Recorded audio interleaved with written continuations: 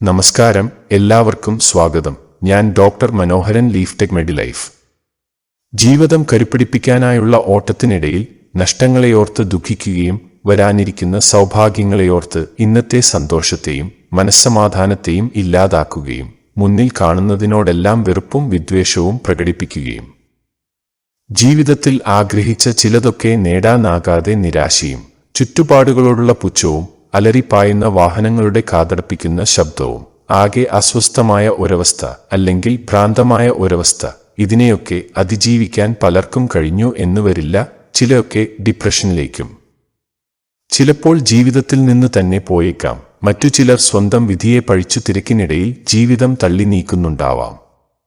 കുറച്ചു സമയം സ്വസ്ഥമായിരുന്നാൽ തീരാവുന്നതേയുള്ളൂ. ചിലപ്പോൾ ഈ മാനസിക പ്രശ്നങ്ങൾ, ഇതിൽ നിന്നൊക്കെ ഒരു മോചനം ആഗ്രഹിക്കാത്ത ആരാണുള്ളത്? അങ്ങനെയുള്ളവർക്ക് വേണ്ടി ദൈവം കനിഞ്ഞു നൽകിയ ഒരിടമാണിതെന്ന് തോന്നിപ്പോകും. തിരക്കേറിയ ജീവിതത്തിൽ നിന്നും അല്പനേരം ശാന്തമായി മനസ്സമാധാനത്തോടെ ഇരിക്കാൻ പറ്റിയ ഒരു സ്ഥലമാണ് ഇത്.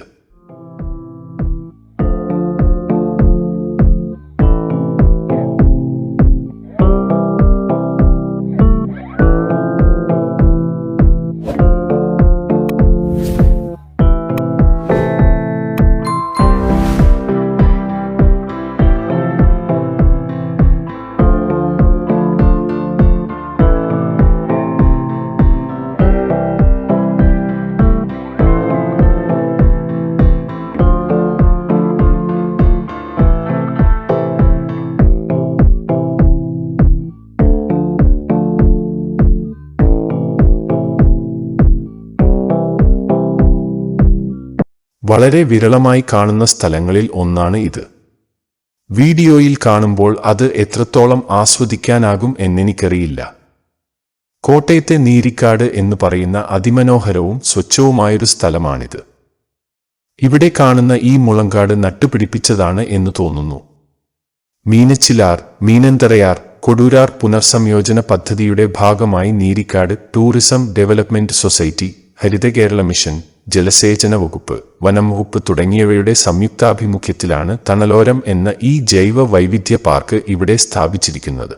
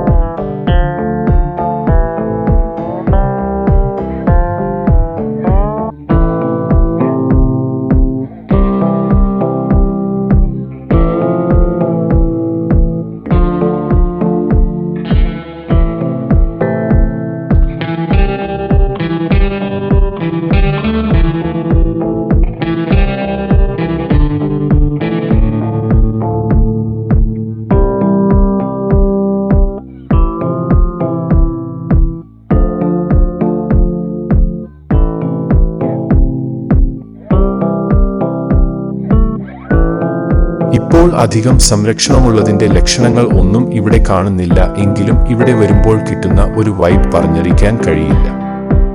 ആർജവമുണ്ടെങ്കിൽ പ്രകൃതിക്ക് കോട്ടം തട്ടാത്ത രീതിയിൽ ഒരു നല്ല ടൂറിസ്റ്റ് സെന്റർ ആക്കിയെടുക്കാൻ കഴിയുന്ന സ്ഥലമാണിത്.